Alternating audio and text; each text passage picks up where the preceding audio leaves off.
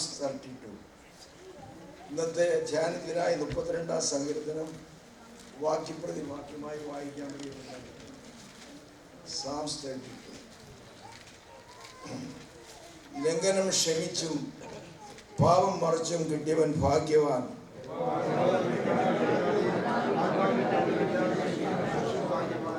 ഞാൻ മിണ്ടാതെ ഇരുന്നപ്പോൾ നിത്യമായ നരകത്താൽ എൻ്റെ അസ്ഥികൾ ക്ഷയിച്ചു പോയി.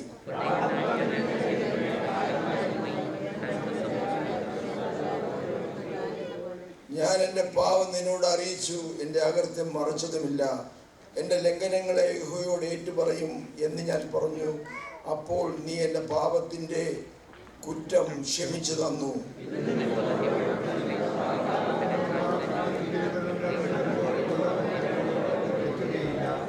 നീ എനിക്ക് മറുപടമാകുന്നു. നീ എന്നെ കഷ്ടത്തിൽ നിന്ന് സൂക്ഷിക്കും. രക്ഷയുടെ ഉല്ലാസഘോഷം കൊണ്ട് നീ എന്നെ ചുറ്റിക്കൊള്ളും.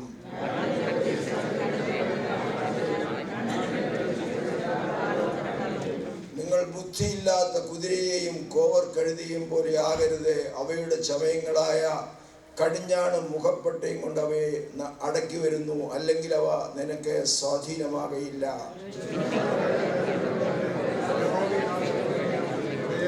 നമുക്ക് ഒരുമിച്ച് വായിക്കാം. നീതിമാന്മാരെ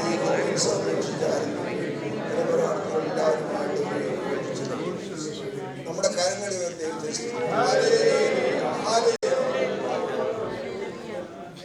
എല്ലാവർക്കും ഇരിക്കാൻ പറ്റും. കർത്താവ് നമുക്ക് നന്നായി മനോഹരമായ പാൽക്കാലത്തിനായി ഞാൻ ദൈവത്തെ സ്തുതിക്കുന്നു, മഹത്വപ്പെടുത്തുന്നു. ദൂതറിനോട് ചോദിച്ചു താൻ ഇഷ്ടപ്പെടുന്ന ഏറ്റവും ഇഷ്ടപ്പെടുന്ന സങ്കീർത്തനം കഥ ചോദിച്ചപ്പോൾ 32:51 പറഞ്ഞു. വളരെ മനോഹരമായ സങ്കീർത്തനമാണ് 32-ാമത്തെ സങ്കീർത്തനം. Praise the Lord. ദാവീദ് പാപം ചെയ്തു.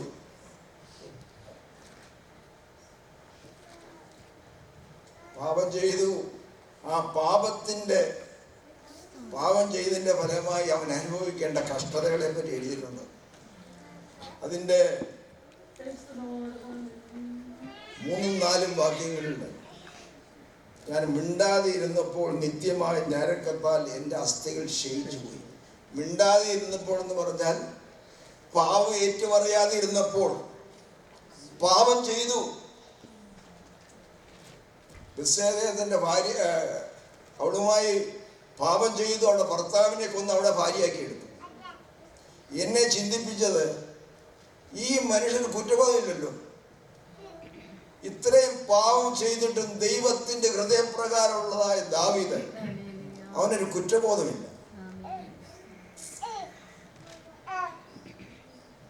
Praise the Lord.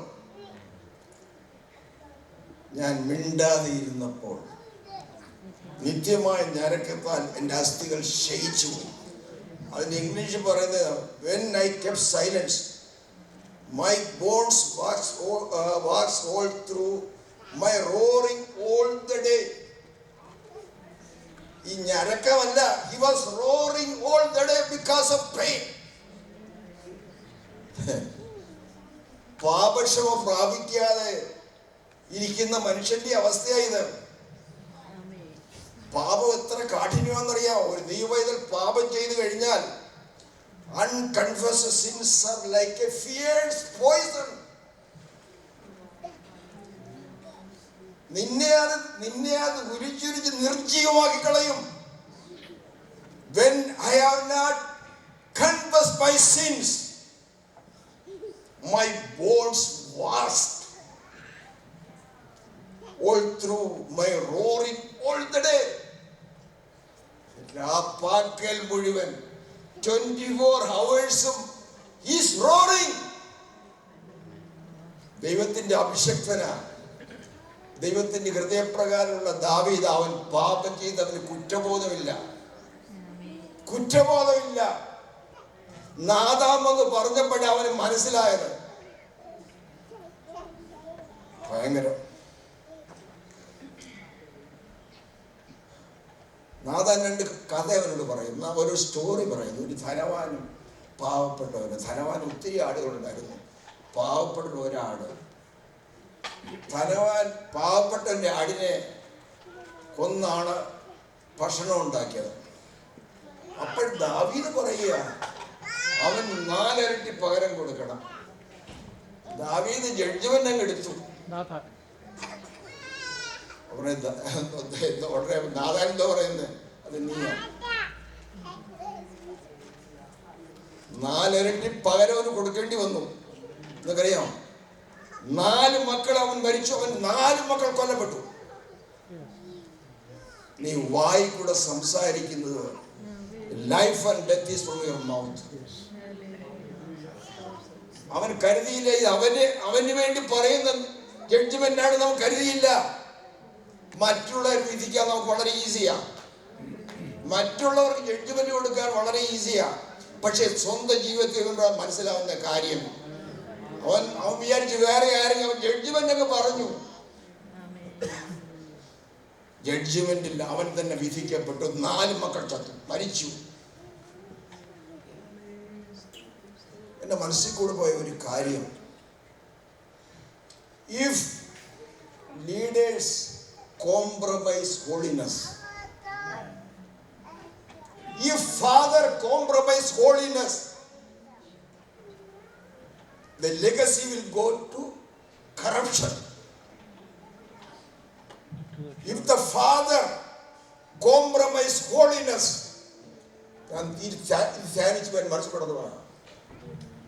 the legacy will go to those. Legacy will be more corrupted. A father should be the role model of a family. You should be a role model. You can't expect anything more than from your children. ഈ ദാവീദിന്റെ കുടുംബം മുഴുവൻ ഭംഗനായതിന്റെ കാരണം ഈ ദാവീദാണ്. ഒരു മോനെ ഗുണം പിടിച്ചിട്ടുണ്ട് ദാവീദിന്റെ കൂട്ടത്തിൽ, ദാവീദിന്റെ മക്കളിൽ.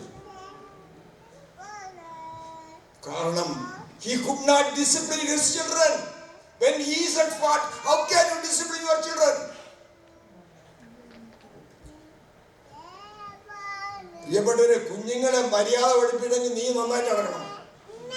ദൈവം ക്ഷമിച്ചെന്ന് വരാം, പക്ഷെ പിള്ളേർ ക്ഷമിക്കത്തില്ല, മനുഷ്യൻ ക്ഷമിക്കത്തില്ല. ദാവീദിന്റെ കുടുംബത്തിൽ ഒറ്റയൊരു ചെറുക്കൻ ശരിയായില്ല. കാരണം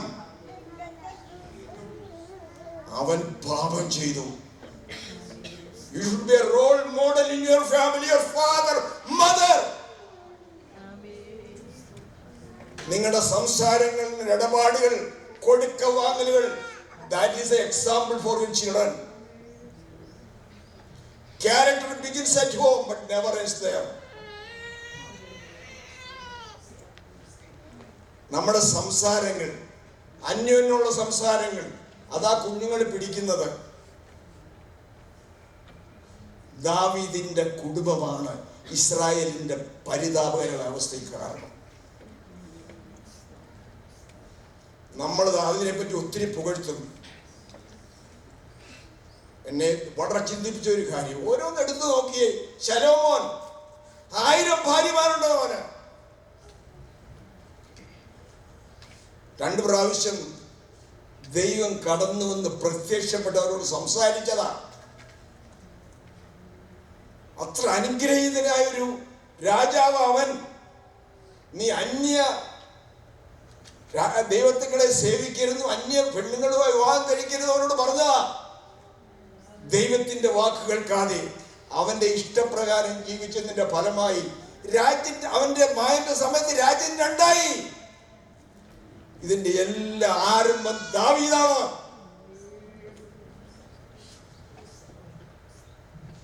He compromised the holiness. വിശുദ്ധി അവൻ വിട്ടുകളഞ്ഞു. നമുക്ക് ഒരു ലൈഫ് ഇല്ലെങ്കിൽ മറ്റുള്ളവരെ you cannot discipline others, your children. ഞാൻ ബൈ ചാൻസ് പറഞ്ഞതേ ഉള്ളൂ. I come back to my son. അവൻ പാപം ചെയ്തു, രാവും പകലും കരയുക. എന്റെ ദൈവത്തിന്റെ കൈ എനിക്ക് ഭാരമായിരുന്നു. പ്രിയപ്പെട്ടവരെ, നീ പാപം ചെയ്താൽ നിന്റെ ദൈവത്തിന്റെ കരം നിനക്ക് ഭാരമായിരിക്കും. ആ ഭാരം മാറ്റാൻ ഒരുത്തനെ കൊണ്ട് കഴിയില്ല. ദൈവത്തിന്റെ കരം നിന്റെ മേൽ ഭാരമായി കഴിഞ്ഞാൽ, ഈ മരം ഉണ്ടല്ലോ, മരം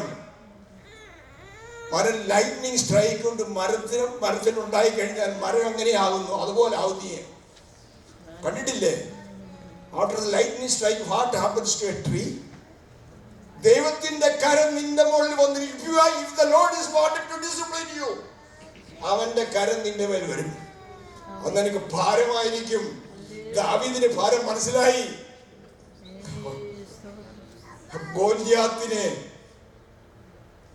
പിടിപ്പിച്ചതായ ആ ദൈവത്തിന്റെ കരം, തന്റെ ആടുകളെ ആക്രമിക്കാൻ വന്ന സിംഹത്തിന്റെയും കരടിയിൽ നിന്ന് ആടുകളെ രക്ഷിച്ച ദൈവത്തിന്റെ കരം, അവനെ ആശ്വസിപ്പിച്ച ദൈവത്തിന്റെ കരം, അവനെ തലോടിയ ദൈവത്തിന്റെ കരം ഇന്ന് അവന് ഭാരമാണ്. പ്രിയപ്പെട്ടവരെ, നിന്റെ ജീവിതത്തിൽ നിന്നെ സ്നേഹിക്കുന്ന, നിനക്ക് വേണ്ടി കരുതുന്ന, പ്രവർത്തിക്കുന്ന ദൈവത്തിന്റെ കരം നിനക്ക് ഭാരമായി തീരും. നീ പാപം ചെയ്താൽ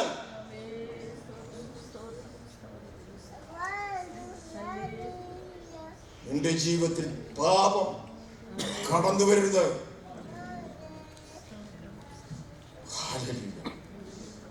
പൗലോസ് പറയുന്നു, പാവത്തിന്റെ മർത്യ ശരീരങ്ങളിൽ വാടരുത്. ഈ രാവിലെ സമയം ദൈവത്തിന്റെ ആത്മാവിനോട് സംസാരിക്കുക. പാവം നമ്മുടെ മർത്യ ശരീരത്തിൽ വാടരുത്.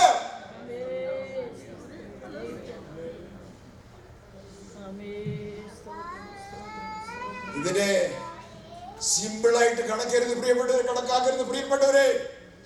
നീ മറ്റുള്ളവർക്ക് പ്രശ്നമില്ല, നീ ദൈവവേദനാണ്. കർത്താവിന്റെ രക്തത്താൽ വീണ്ടെടുക്കപ്പെട്ടവന്റെ മക്കളായി തീർന്ന നാം ഓരോരുത്തരും, ദൈവത്തിന് നിന്നെ പറ്റി വലിയ പ്ലാനുണ്ട്, വലിയ പദ്ധതിയുണ്ട്. അതിനെതിരായി നീ പാപം ചെയ്താൽ ദൈവം ക്ഷമിക്കുകയില്ല. ദൈവത്തിന്റെ കരം നിനക്ക് ഭാരമായിരിക്കും. മടക്കി കൊണ്ടുവരുവരെ ഭാരമായിരിക്കും. അതുകൊണ്ടാണ് ദാവീദ് പറയുന്നത്, ലംഘനം ക്ഷമിച്ചു, പാപം മറച്ചിരിക്കാൻ മാറ്റി. പാപം ചെയ്തപ്പോൾ അവൻ അനുഭവിച്ച ദുഃഖങ്ങൾ, വ്യതകൾ അവന് നല്ലവണ്ണം അറിയാം. യഹോവ കൃത്യം കണക്കിടാതെയും ആത്മാവിൽ കപടമില്ലാതെ ഇരിക്കുന്ന മനുഷ്യൻ ഭാഗ്യവാൻ. ഈ രാവിലെ സമയം എനിക്ക് നിങ്ങളോട് പറയുവാനുള്ളത്, പാപത്തെ ലോകമായി കാണരുത്. ദൈവം കായനോടൊരു കാര്യം പറയുന്നുണ്ട്. ഹാബേലിനെ കൊല്ലുന്നതിന് മുമ്പായി, the sin is crouching at your doorstep. His desire is always towards you. You should overrule that. You rule over the sin. പാപം നിന്റെ വാതിക്കൽ ഈ പട്ടി പതിഞ്ഞ് കിടക്കുന്ന പോലെ കിടക്കുക. ക്രൗച്ചിങ്ങിന്റെ അർത്ഥം, പാപം ഈ പട്ടി പതിഞ്ഞ് കിടക്കുന്ന പോലെ കിടക്കുക. നീ എങ്ങോട്ട് ചെല്ലുമ്പോഴാണ് പിടിക്കുന്നത്. നിന്റെ ഡോർ സ്റ്റെപ്പിൽ പാവം പതിഞ്ഞ് കിടക്കുന്നുണ്ട്. അതിന്റെ ആഗ്രഹം നിന്നോടാ. നീ അതിനെ കീഴടക്കണം. പ്രിയപ്പെട്ട, രാവിലെ എനിക്ക് നിങ്ങളെ ഉത്ബോധിപ്പിക്കാനുള്ളത്, നമ്മുടെ ഓരോരുത്തരുടെയും വീടിന്റെ കതകിൽ പാപം ക്രൗച്ച് ചെയ്ത് കിടക്കുന്നുണ്ട്. അതിന്റെ ആഗ്രഹം നിന്നോടൊക്കെയാണ്. നിന്നെ കർത്താവിന്റെ സ്നേഹത്തിൽ നിന്നും വഴുതി വീട്ടാൻ അവന്റെ ആഗ്രഹം.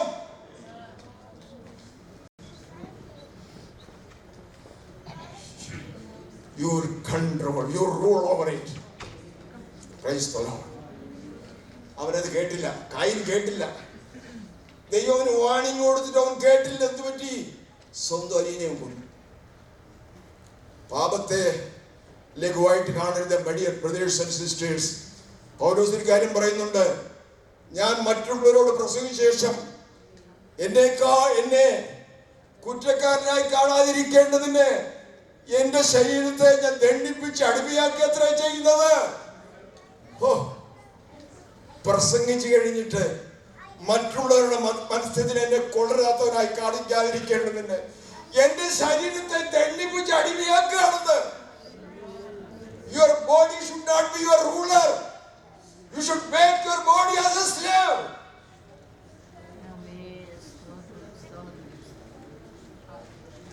Praise the Lord. ദാവീദിന് പാപം ക്ഷമിച്ചു കിട്ടി. അടുത്ത വാക്യം, ഇത് നിമിത്തം ഓരോ ഭക്തനും കണ്ടെത്താവുന്ന കാലത്തിനോട് പ്രാർത്ഥിക്കും. പെരുവെള്ളം കവിഞ്ഞു വരുമ്പോൾ അത് അവൻ്റെ അടുക്കലോളം എത്തുകയില്ല. പാപക്ഷമം പ്രാപിച്ച ഒരു ദൈവത്തിന്റെ ജീവിതത്തിൽ പെരുവെള്ളത്തിന് സമാനമായ പ്രശ്നങ്ങൾ കടന്നു വരും. പെരുവെള്ളം ഈ പ്രശ്നങ്ങളെ കാണിക്കുക. നിന്റെ ജീവിതത്തിൽ പെരുവെള്ളത്തിന് സമാനമായ പ്രശ്നങ്ങൾ കടന്നു വരുമ്പോൾ ഇപ്പൊ എന്നെ അത് വിഴുകിക്കളയും നിനക്ക് തോന്നുമെങ്കിലും അതിന്റെ അടുക്കലോളം എത്തുകയില്ല. അതിന്റെ അടുക്കൽ സഹോദര സഹോദരി, പെരുവെള്ളം എത്ര ഇരച്ചു കടന്നു വന്നാലും നീ ഒരു ദൈവത്തിലാണെങ്കിൽ നിന്റെ അടുക്കലോളം എത്തുകയില്ല. Praise God.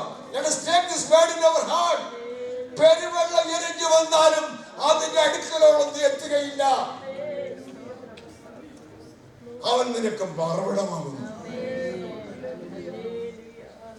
ഞാൻ സംഭവം പറയട്ടെ, പക്ഷെ സമയമായോ? ഒരു സംഭവം പറഞ്ഞാൽ ഇരിക്കാം. അതായത് 1982 December 1st and 2nd midnight, there was a great tragedy took place in Bhopal. You might be knowing the Union Carbide factory. The leakage of MIC gas took place. Lakhs of people died. Lakhs of people. We were living just 4 miles away from that plant. But let me tell you, none of the children of God, blood-washed children of God, were affected. പെരുവെള്ളം കവിഞ്ഞു വരും, പ്രശ്നങ്ങൾ കവിഞ്ഞു വരും. എന്റെ കർത്താവിന്റെ രക്തത്താൽ വീണ്ടെടുക്കപ്പെട്ട ദൈവവേദനയെ ആ നിന്റെ അടുക്കലോളം എത്തുകയില്ല. അനേകര് പട്ടു വീണപ്പോൾ, അനേകര് ലോകത്തിൽ നിന്ന് മാറ്റപ്പെട്ടപ്പോൾ നിന്നെ കാത്തത് കർത്താവാണ്. ജീവിതത്തിൽ പെരുവെള്ളം കടന്നു വരും പ്രിയപ്പെട്ടവരെ. പലപ്പോഴും കണ്ണിനെ മുക്കിക്കളയും തോന്നുക, നിന്റെ അടുക്കലോളം എത്തുകയില്ല. അവൻ നിനക്ക് മറുപടമാകുന്നു. He is your hiding place. അവൻ നിന്നെ കഷ്ടത്തിൽ സൂക്ഷിക്കും. രക്ഷയുടെ ഉല്ലാസഘോഷം കൊണ്ട് അവൻ നിന്നെ താങ്ങും. ഈ ദാവീദ് 51-ാം സങ്കീർത്തനത്തിൽ കാര്യം പറയുന്നുണ്ട്. രക്ഷയുടെ സന്തോഷം കർത്താവിൽ നീ എന്നും പാലക്കി തരണമേ. ഇപ്പം പറയുക, രക്ഷയുടെ ഉല്ലാസഘോഷം കൊണ്ട് നീ എന്നെ താങ്ങും. രക്ഷ നഷ്ടപ്പെട്ടതാ അവര്. രക്ഷയുടെ സന്തോഷം നഷ്ടപ്പെട്ടതാ. പാപത്തെ ഏറ്റു പറഞ്ഞപ്പോൾ രക്ഷയുടെ ഉല്ലാസഘോഷം കൊണ്ട് അവൻ എന്നെ താങ്ങും. ഇതിനകത്ത് ദൈവം എന്റെ വാക്യം പറയുന്നുണ്ട്. അവിടെ പറഞ്ഞിട്ട് ഇരിക്കാം. ദൈവം പറയുന്ന ഒരു വാക്യം, 2 വാക്യങ്ങളാണ്. അതായത്, ഞാൻ നിന്നെ ഉപദേശിച്ച് നടക്കേണ്ടുന്ന വഴി നിന്നെ കാണിച്ചു തരും. കർത്താവ് നമ്മളെ കാണിച്ചു തരും. നമ്മളെങ്ങനെയാ പോകണം, വഴി ഇതാകുന്നു, ഇതിലെ നടന്നുകൊടുക്കാന്ന് പറയും. പക്ഷെ പലപ്പോഴും നമ്മൾ കേൾക്കാതെ നടക്കുന്നത് കേട്ടോ. ഞാൻ നിന്റെ പേര് ദൃഷ്ടി വെച്ച് ഈ രാവിലെ കർത്താവിനോട് സംസാരിക്കാം. നടക്കേണ്ടുന്ന വഴി അവൻ നിന്നെ കാണിച്ചു തരും. ദൃഷ്ടി നിന്റെ മേൽ വെച്ച് നിനക്ക് ആലോചന പറഞ്ഞു തരും. പക്ഷെ ഒരു കാര്യം നീ ചെയ്യണം. നീ, അടുത്ത വാക്യം, നിങ്ങൾ ബുദ്ധിയില്ലാത്ത കഴുതയെ പോലും കുതിരയെ പോലും കോവർ കഴുതയെ പോലും ആകരുത്. അത് ദാവീദിനെ ഉദ്ദേശിച്ചാ പറയുന്നത്. അവൻ ബുദ്ധിയേട് കാണിച്ചു, പക്ഷെ മൂക്കേറിട്ടവരെ പിടിച്ച് ശരിയാക്കി. നീ ബുദ്ധിയില്ലാത്ത കുതിരയെ പോലും കോവർ കഴുതയെ പോലും ആയി കഴിഞ്ഞാൽ മൂക്കാറിട്ട് നിന്നെ ലെവലിൽ കൊണ്ടുവന്ന് ദൈവം പറയുക. ഈ രാവിലെ ഈ ദൈവത്തിന് വരെ ഏറ്റെടുക്കുക. അവൻ നടക്കേണ്ടുന്ന വഴി നിന്നെ അഭ്യസിപ്പിക്കും. നിനക്ക് ഉപദേശിച്ച് പറഞ്ഞു തരും. നീ അതിലെ കൂടെ പോയില്ലെങ്കിൽ ഈ കുതിരയും കോവർ കഴുതയും കൺട്രോൾ ചെയ്യുന്ന മൂക്കാരിട്ട് നിന്നെ തിരിച്ചു കൊണ്ടുവന്ന ആ ദൈവശബ്ദം ഈ രാവിലെ എത്തുന്നവരോട് സംസാരിക്കുകയാണ്. അവൻ നടക്കേണ്ടുന്ന വഴി നിന്നെ അഭ്യസിപ്പിക്കും. നിനക്ക് ബുദ്ധി ഉപദേശിച്ചു തരും, ആലോചന പറഞ്ഞു തരും. അത് കേട്ടില്ല എങ്കിൽ ബുദ്ധിയില്ലാത്ത കുതിരയും കോവർ കഴുതിയും കൺട്രോൾ ചെയ്യുന്നത് പോലെ മൂക്കറ ഇട്ട് കൺട്രോൾ ചെയ്യുന്നു. നമുക്ക് ദൈവത്തിന്റെ ആലോചന ശബ്ദം കേട്ട് അതിന് പ്രകാരം നമുക്ക് മുമ്പോട്ട് കർത്താവ് നമ്മളെ അനുഗ്രഹിക്കട്ടെ. ഒരു കാര്യം കൂടെ പറഞ്ഞിരിക്കാൻ ആഗ്രഹിക്കുമെങ്കിൽ അടുത്ത വ്യാഴാഴ്ച ഞാനും എൻ്റെ ഭാര്യയും കൂടെ യാത്ര പോവുക. നിങ്ങൾ ഞങ്ങൾക്ക് വേണ്ടി പ്രാർത്ഥിക്കണം. കർത്താവിൻ്റെ വരവ് താമസിക്കുന്നെങ്കിൽ 4 മാസം കഴിഞ്ഞ് നമുക്ക് കാണാം. ദൈവം നമ്മുടെ ഓരോരുത്തരെ അനുഗ്രഹിക്കട്ടെ. ഇന്ന് നമ്മുടെ പ്രമോദ് നമ്മുടെ ഒത്തേ കടന്നു പല നാൾക്ക് after so many years I am able to see Pramod his children. I am so happy to see you, brother. May God bless you. ദൈവം നമ്മളെ ഓരോരുത്തരെ അനുഗ്രഹിക്കട്ടെ. ഈ വചനങ്ങളാൽ ദൈവം നമ്മളെ അനുഗ്രഹിക്കട്ടെ. വാസ്തവമായി പരിപൂർണമായി ഞാൻ വിശ്വസിക്കുന്നു ദൈവാത്മാവ് ഓരോരുത്തരോട് സംസാരിച്ചു. പാപത്തെ ലഘുവായി കാണരുത്, പാപത്തെ ലഘുവായി കാണരുത്. Praise